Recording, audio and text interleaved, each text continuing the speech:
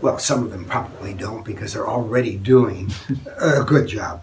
Um, I think what I have to offer is, first of all, an emphasis on how important the process of the relationship is rather than the content and the outcome.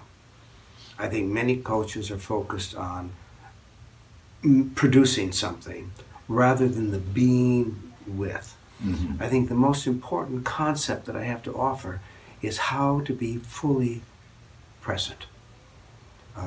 And that's what I tried to elaborate on in the book Beyond Empathy, which is a book I think equally as well for counselors, for coaches, as well as for psychotherapists.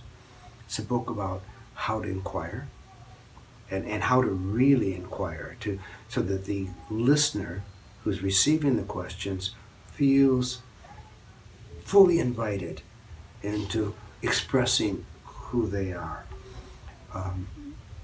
So that I teach a lot about inquiry. The other thing I would focus on is really understanding people's relational needs. Their need to be secure in the relationship, knowing that this other person is not going to humiliate me. The need to have a shared experience with that other person, that they have something in common, that they're feeling really understood. And yet at the same time, the need to look up to that other person and take some wisdom or some guidance from them, because that's what coaches have to offer, is that experience, that wisdom, the guidance.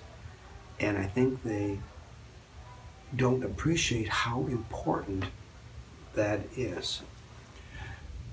The other need I would focus on is how much people need validation. Validation from someone else who really confirms who they are. Mm-hmm. And then people need to express their own ideas. So one of the things that I often teach coaches and counselors as well as psychotherapists is don't talk so much.